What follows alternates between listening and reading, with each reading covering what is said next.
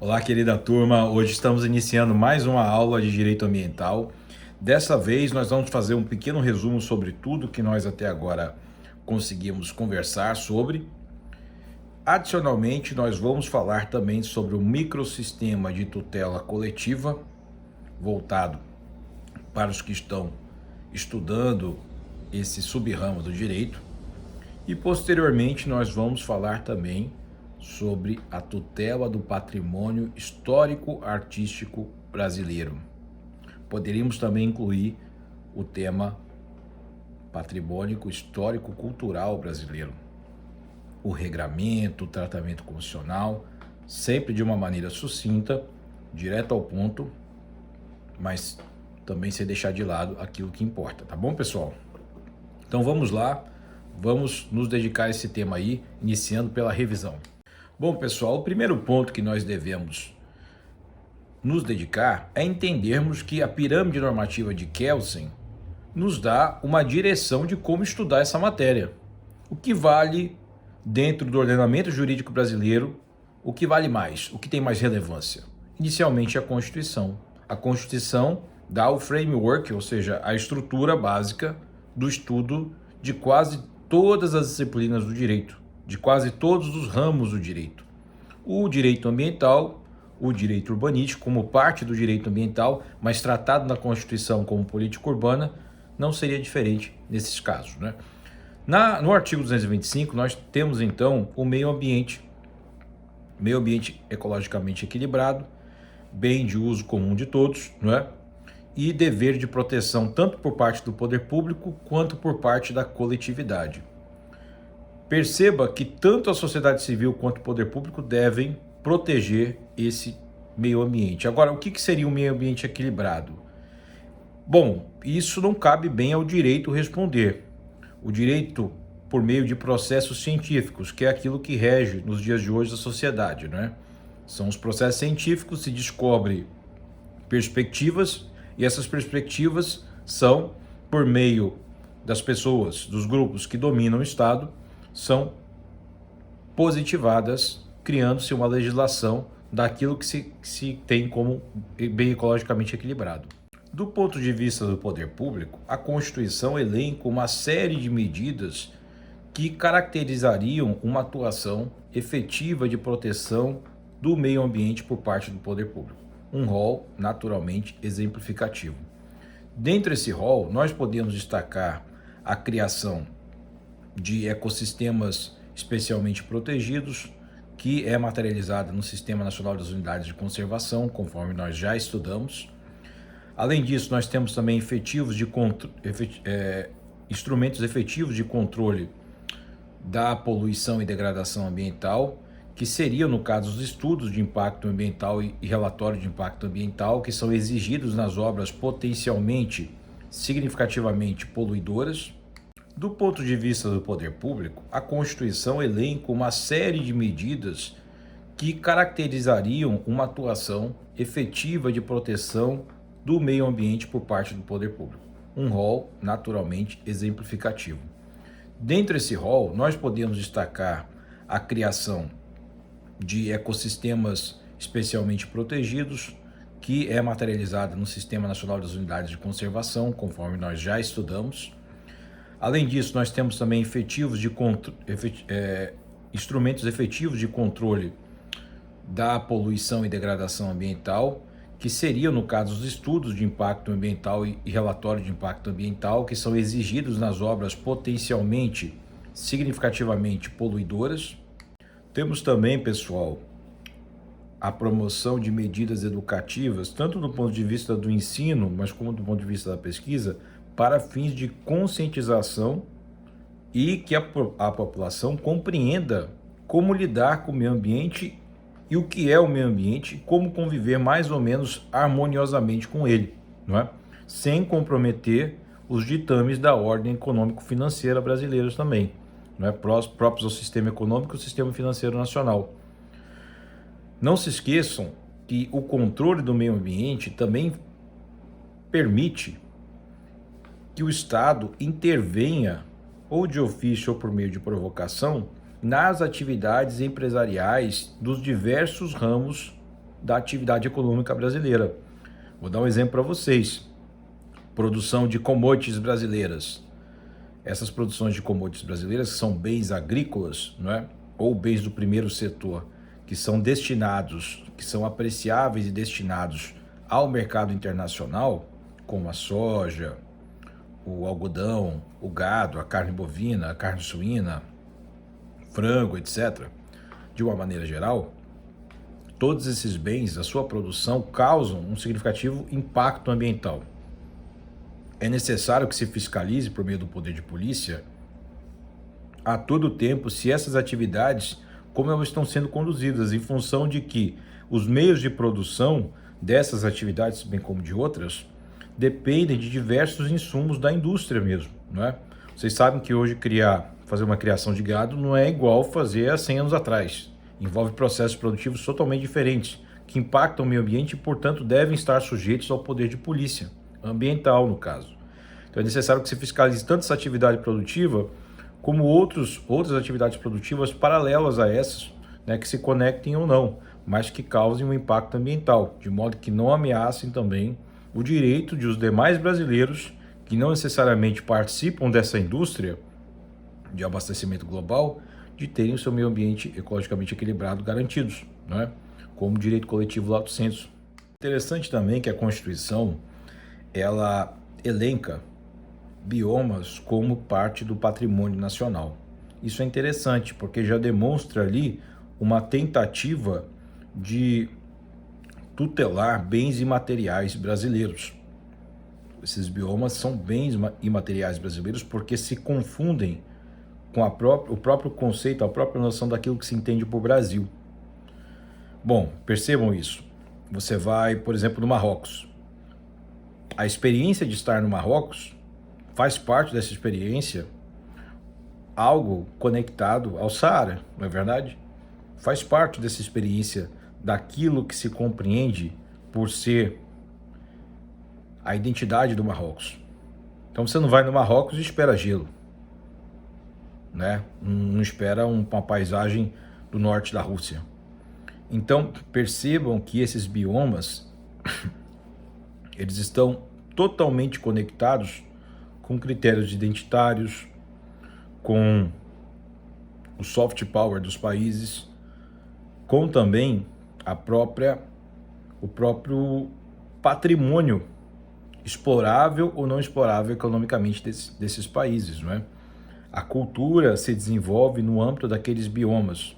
É por isso que o Brasil ele tem diversas culturas, não só em função da migração, da imigração, no caso, em direção ao Brasil, mas também em função dos diferentes biomas que fazem com que diferentes estilos de vida sejam criados dentro do mesmo país, né? De uma mesma entidade internacional, sujeito de direito público internacional, que é o Brasil. A Constituição define esses patrimônios nacionais. Paralelamente a isso, a Constituição assinala o dever de recuperação das áreas degradadas, não só do ponto de vista da mineração, que é também disposto de maneira explícita na Constituição, mas também do ponto de vista das outras atividades poluidoras que causam essa degradação ambiental. Mas a área de garimpo foi expressamente colocada na Constituição com um dever de reparação. Acho que talvez fruto, provavelmente, da experiência de Minas Gerais, não é? A longa experiência de Minas Gerais no século XVIII e a experiência recente de extração no Pará do minério de ferro, né, na Serra Pelada, imagens que circundaram o país de um ponto de vista negativo, né, que se viu ali a pobreza do país e as maneiras exploratórias de lidar no dia a dia com o trabalhador. Pois bem, pessoal, passo seguinte, a Constituição também regula a questão da situação das usinas nucleares e de que maneira o meio ambiente e esse meio de produção energética eles são equilibrados, né? Eles são protegidos para que o meio ambiente não saia prejudicado, mas ao mesmo tempo o interesse nacional no desenvolvimento seja garantido. Após, nós também temos na Constituição uma tentativa recente de tratar proporcionalmente manifestações culturais e proteção do meio ambiente no seu detalhamento, proteção da fauna, não é? De animais. Existe hoje um movimento, como vocês sabem, de proteção e tutela dos animais, e as manifestações culturais que às vezes utilizam esses animais como seu epicentro, como sua fonte, não é? Daquela manifestação cultural. Um exemplo, no caso, pode ser esse folclore ligado ao gado, né? A cultura do peão, né, de boiadeiro, que existe no interior de São Paulo, mas se alastra também por Goiás, etc. Nesses casos, pessoal, foi definido como uma reação legislativa, ou seja, o Congresso Nacional, diante de uma jurisprudência criada pelo Supremo Tribunal Federal, criou uma emenda constitucional, tornando essas manifestações da vaquejada constitucionais. Isso está previsto expressamente na Constituição, em que exime essas manifestações culturais, por mais que elas causem um vilipêndio direto ao animal, se coloca como uma exceção e se coloca que esse vilipêndio ao animal como fruto da manifestação cultural, num juízo de proporcionalidade, ele não vilipendiaria, ele não iria prejudicar o meio ambiente diretamente, portanto seria algo constitucional. Foi algo que não deveria estar previsto na Constituição dessa maneira, a meu ver, como foi redacionado, mas foi uma reação legislativa, fruto inclusive do agronegócio, né, do poder do agronegócio e do homem do agrobusiness como um todo, e foi uma maneira de se reagir o Congresso, bancada ruralista, a um posicionamento do STF, que naquele momento entendeu, por meio de uma provocação do Ministério Público Federal, que manifestações culturais que criassem um sofrimento ao animal desnecessário seriam inconstitucionais. Bom, gente, com isso eu termino aqui o nosso tema direito ambiental, constitucional, e passamos então propriamente ao estudo da política urbana. Agora vamos tratar especificamente sobre a política urbana. Pessoal, política urbana diz respeito à ordenação do espaço urbano. O que é o espaço urbano? O espaço urbano não é o espaço do município. Não podemos confundir município com cidade. O município tem sua zona rural e sua zona urbana. Essa legislação é aplicada especificamente para a zona urbana do município, não é? E o município, ele detém primazia legislativa e administrativa sobre esse espaço, naturalmente respeitando os ditames do Estado, naquilo que ele pode legislar e administrar, e, sobretudo, da União, que é o pacto federativo que rege o país, né? Sem o respeito à União não há conceito de país, não de nação, mas de país, porque nação também podem haver várias nações como existem, né? Dentro do território, como existem de fato no território brasileiro, no caso das nações indígenas, né? Costumes, cultura totalmente diferentes, distintas da cultura do mainstream da cultura aqui, né? Do grosso da cultura brasileira. Bom, pessoal, a política urbana, ela é regida, conforme vocês já sabem, sobretudo pelo plano diretor e pelas diretrizes estabelecidas no Estatuto da Cidade, legislação infraconstitucional. Do ponto de vista constitucional, existe uma limitação, um dever de se fazer o plano diretor nas cidades com o objetivo de ordená-las. É o principal instrumento em falta hoje na sociedade brasileira, é a adequação daquilo que foi construído e permitida a construção de maneira irregular aos ditames do plano diretor, ou seja, ordenar a bagunça que foi construída no Brasil. As cidades brasileiras são todas sofrem com a bagunça, fruto do caos urbano, do caos social, não é? Que não foi ordenado no momento correto, segundo racionalidades que estão hoje dispostas no plano diretor, não é? Que obedece aos ditames do Estatuto da Cidade, Lei 10.257.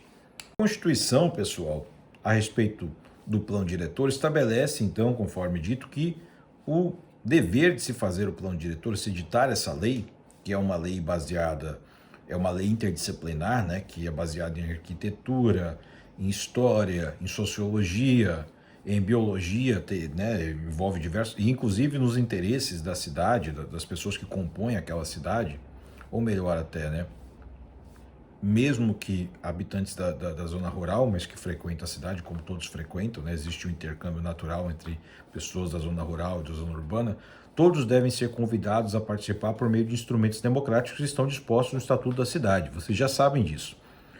O fato é que existe um dever de elaboração desse plano diretor para cidades com mais de 20 mil habitantes. Cidades com menos também podem fazer esse plano diretor, mas normalmente não detêm infraestrutura suficiente, né? Inclusive corpo técnico, autonomia financeira, de fato, né? Não autonomia financeira prevista na legislação, mas autonomia, o que eu quero dizer, é dinheiro mesmo para poder fazer esses... Mas em breve todos os municípios vão ter um plano diretor. É inevitável, né? À medida que o Brasil se enriquecer, é inevitável que haja elaboração de um plano diretor para cada município. Esse plano diretor é elaborado no âmbito da Câmara Municipal, né? A Câmara Municipal aprova esse plano diretor. Seguidamente, passando a régua desse plano diretor, nós podemos agora falar um pouquinho sobre a função social da propriedade. A função social da propriedade é um conceito, é como se fosse um selo de que aquela propriedade está sendo exercida de acordo com o bem comum. E nesse caso, saber o que é o bem comum significa ler o plano diretor da cidade. Obedecendo ao plano diretor seria obedecer ao bem comum e, portanto, aquela propriedade estaria cumprindo sua função social. Caso haja necessidade de apropriação de algum imóvel urbano, necessário prévia e justa indenização, a não ser naquelas hipóteses que vocês já sabem de utilização daquele imóvel para fins de tráfico de drogas. Nós temos ainda a previsão dos instrumentos de ordenação da cidade. Você perceba que no Amazonas, como um todo, mas sobretudo em Manaus, esses instrumentos eles não operam da maneira como deveriam operar, fruto de escolhas do gestor municipal. Porque há naturalmente um desgaste de você utilizar esse instrumento, um desgaste eleitoral, não é? Porque você veja, você pega uma propriedade que de repente pertence a um segmento da elite de Manaus e você estabelece que ela deve ser aproveitada sob pena de ser desapropriada, né? Um bem objeto de herança, que está ali mal gerido. Bom, nesse caso você vai começar a brigar com pessoas da elite que estão, não é? Que se beneficiam às vezes dessa especulação imobiliária ou dessa esculhambação de deixar o seu terreno ali sem um aproveitamento econômico. Nesse caso, pessoal, é necessário, portanto, que o gestor meta a mão na massa. E para que ele faça isso, ele tem à sua disposição esses instrumentos de política urbana. Quais são esses instrumentos que estão previstos na Constituição no artigo 182 e estão repetidos no Estatuto da Cidade? Os instrumentos de ordenação da urbis, da cidade, são edificação ou parcelamento compulsório, IPTU progressivo e, em último grau, a desapropriação sanção, no caso. Você descumpre a edificação ou parcelamento compulsório, você descumpre o pagamento de IPTU progressivo, você não adota as medidas para adequar aquela propriedade, aquele terreno, à sua função social, portanto, a única coisa que resta nesse momento, então, vai ser desapropriar o seu imóvel e utilizá-lo, destiná-lo a uma finalidade pública, a obediência aos ditames previstos no Estatuto da Cidade, que estão positivados no plano diretor daquela cidade em si, no caso Manaus. Pessoal, o que é o parcelamento ou edificação compulsória? Parcelar significa, você vai desmembrar essa terra. No fundo é isso. Você vai criar uma nova matrícula, porque esse terreno é muito grande, e dessa maneira, esse terreno muito grande, utilizado dessa maneira aqui, não é a melhor destinação que se entende possível para a cidade. Não é? Dado que, por exemplo, é necessário a criação de serviços naquela área, e você é dono de toda a propriedade, e você não deixa estabelecer esse serviço, porque você quer usar essa propriedade para uma outra destinação, e é necessário colocar ali um bem público, não é? Um maquinário público, como dizem, né? Um hospital, uma escola, ou até que se venda para uma iniciativa privada para a instalação dessas atividades. Bom, em seguida nós temos o IPTU progressivo, em que você majora a alíquota, você aumenta o valor do tributo em si, sobre a base de cálculo. Temos a alíquota, base de cálculo, e aí nós temos o quanto que o Estado vai de patrimônio da pessoa que ele vai se apropriar, não é? A tributação, então, como instrumento de controle do processo de desenvolvimento da cidade. E caso nada disso se cumpra, você então desapropria e paga com títulos da dívida pública em até 10 anos, certo? Títulos da dívida pública, tais como os títulos do Tesouro, mas bem menos rentáveis, né? Dependendo, naturalmente, do índice Selic. Tá bom, pessoal? Gente, esses são os instrumentos. O artigo 183, em seguida, coloca aquela máxima que todos nós já sabemos, que não se pode usucapir bem público.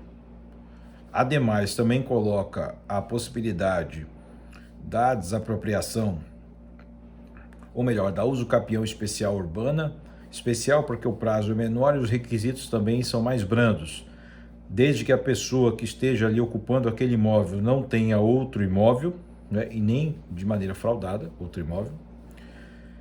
Nesse caso também a pessoa deve ocupar aquele imóvel por 5 anos, tem até 250 metros quadrados, no caso de habitações coletivas, não é? Que sejam, a posse seja indivisa, ou seja, as pessoas moram ali, mas o terreno vai até 250 metros quadrados, ou soma 250 metros com as demais pessoas, né? Então passa de 250 porque é mais de uma família que mora ali. Nesse caso, incide aí o benefício de usucapião especial urbana, 5 anos, ininterruptos, utilização daquele terreno para fins de moradia, e no caso ele pode ser desapropriado, ou melhor, ele pode ser usucapido por aquelas pessoas que ocupam aquele terreno, tá bom? Então, fim especial de moradia, ou por utilização do trabalho da família, da pessoa e da sua família, e no caso que essa família não detenha outro imóvel urbano, correto? Ou rural. Bem, gente, esse é o tratamento do direito da política urbana, propriamente do direito urbanístico da Constituição, artigo 182 e seguintes. Mas é necessário agora que nós passemos a um outro tópico de maneira bem resumida, que se trata do poder de edição de leis, do poder de alavancar as medidas administrativas de execução dessas leis. Nós dividimos na Constituição, isso está tudo na Constituição, tá, pessoal? O artigo 22 e seguinte, 23 e seguintes. 22 trata dos bens da União, não é? No caso, nós temos aí, então, uma divisão de competências na Constituição. Nós temos a divisão de competência administrativa, ou seja, de execução de leis, e a competência legislativa, qual seja a de edição de leis. Em matéria de meio ambiente, a competência administrativa é comum em diversos ramos. Então, existe ali uma competência, em sua maioria, comum, voltada a medidas de proteção e promoção do meio ambiente. Só vai ser competência administrativa específica ou privativa da União nos casos que envolvam interesse nacional ou nos casos em que é necessário se estabelecer uma norma para fins de soberania nacional, de controle do bem comum. Agora, medidas de fiscalização, medidas de promoção do meio ambiente, promoção direta, medidas de tutela de bens ambientais que envolvam peculiaridades regionais, isso tudo vai ser versado, tratado com uma competência administrativa comum, execuções de leis, portanto, divididas entre União, Estados e municípios, inclusive. Lembrando que a Constituição, quando fala de competência comum, não coloca os municípios especificamente, mas nós interpretamos de maneira extensiva a partir da leitura do artigo 30. O artigo 30 da Constituição, conforme vocês sabem, estabelece competências legislativas de interesse local do município, assim como competências administrativas também. A competência legislativa concorrente, ou seja, em que cabe à União editar normas gerais e aos estados normas suplementares e aos municípios suplementares das suplementares, ou seja, normas de interesse estritamente local, nesse caso a competência legislativa concorrente também é exercida no âmbito da matéria do meio ambiente. Não se esqueçam, no artigo 24, competência legislativa concorrente, não está previsto especificamente o município, mas você pode interpretar que sim, Os municípios têm lei de competência legislativa concorrente naquilo que toca aos interesses estritamente municipais. Isso cai na prova, das provas de concurso, de uma maneira específica, citando a letra da lei. Se você colocar município, você erra. Mas, naturalmente, você sabe que na prática os municípios entram também. No entanto, do ponto de vista da competência administrativa comum, os municípios estão expressamente previstos. Então, naturalmente, o examinador vai tentar trocar isso com vocês. A competência administrativa comum, em que os municípios não aparecem no texto da Constituição, mas de fato estão lá, mas não aparecem, com a competência legislativa, em que os municípios não aparecem. Correto? Estritamente, no âmbito do artigo 24. Leiam o artigo 23, 24, façam as questões, que vocês com certeza vão se dar bem. Tá bom, pessoal? Então, encerramos aqui essa breve revisão. No mais, as aulas estão aí. Fiquem à vontade para revisarem essas aulas, tá bom? Um abraço a todos. Seguimos na aula seguinte com a defesa do patrimônio histórico-cultural. Até mais.